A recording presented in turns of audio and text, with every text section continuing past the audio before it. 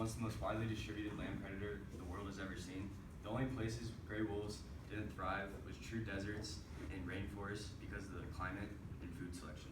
I want to inform you guys about gray wolves because I feel like most people don't get the chance to learn about how interesting and important these animals are to us.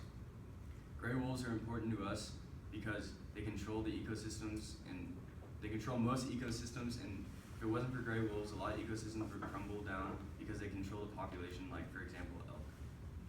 In 5th grade, I remember doing a project on gray wolves, and I remember how interested and fascinated I was.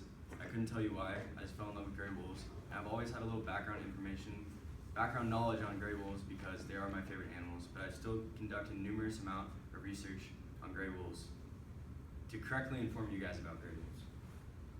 I want you guys to learn more about the lives of gray wolves because I want you guys to get a better understanding about why they are so important.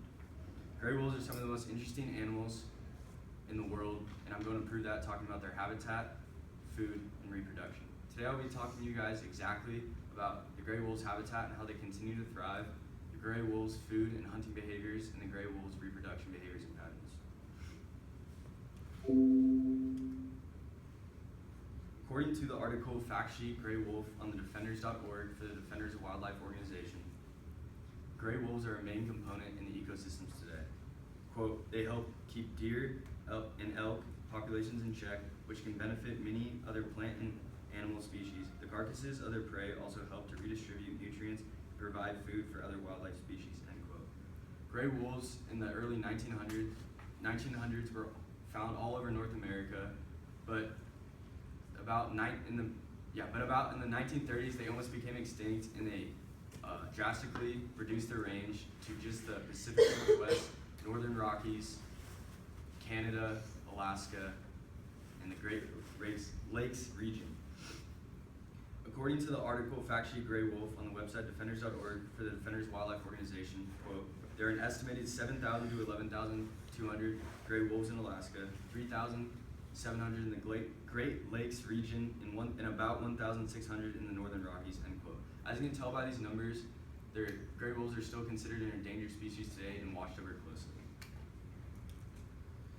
An article written by Bonnie E. called The Gray Wolf on the website blueplanetbiomes.org says, quote, gray wolves can survive in many biomes as long as food is plentiful and the climate is relatively cold. The Siberian taiga, one of the habitats they are best suited to, is a boreal forest with long, cold winters and short summers, end quote. Now that I've talked about gray wolves' habitat, I'm going to move on to the gray wolves' food and hunting. According to the article Fact Sheet Gray Wolf on defenders.org, the wolves eat mostly hoofed animals like elk, deer, moose, and caribou. And a quote from the Fact Sheet Gray Wolf, wolves live, travel, and hunt in packs of 7 to 8 animals on average. Packs include the mother and father wolves called the alphas, their pups, and older offspring, end quote. The alpha wolves are basically a female and a male, and they control the pack. Like, they make decisions like what prey they're gonna eat, or where they're gonna sleep, or what den they're gonna choose to sleep in. Yeah, they called it den. And then how they go about hunting this prey. And that takes me to talking about their communication system and how complex it really is.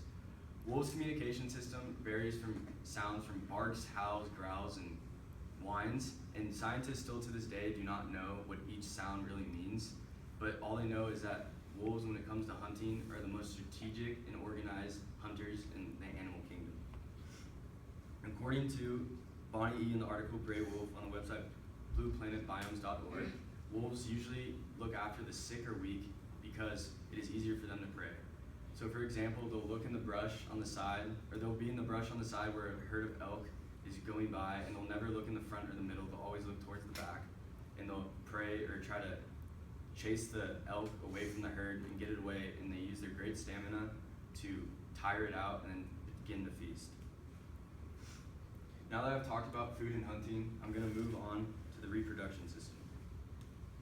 According to the article again, Fact Sheet Gray Wolf on defenders.org, the wolf's breeding season occurs once a year, late January through March.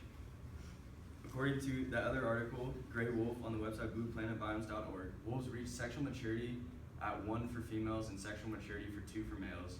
And each litter size is about 5 to 6, and they are conceived in usually a den or a hole in the ground.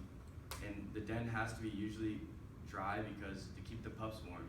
And the pups are born defenseless and blind, so if the pups get out or lose track of their mom, they're usually most likely every time gonna die from starvation or an older predator or a bigger predator, and they are usually let go into the wild around 10 months when they can hunt on their own, and they can.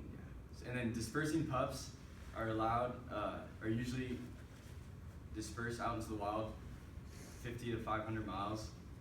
So now that to wrap up my speech, I've talked about the gray wolf's habitat and how they continue to thrive today, gray wolf's food and hunting behaviors, and the gray wolf's reproduction behaviors and patterns. I want my audience to take away from my speech is that there are many interesting animals in this world, and even if you don't think gray wolves are the most interesting, I encourage you guys to go home and research an animal that has always interested you, and hopefully you're just as amazed as I was when I first read about gray wolves. Thank you.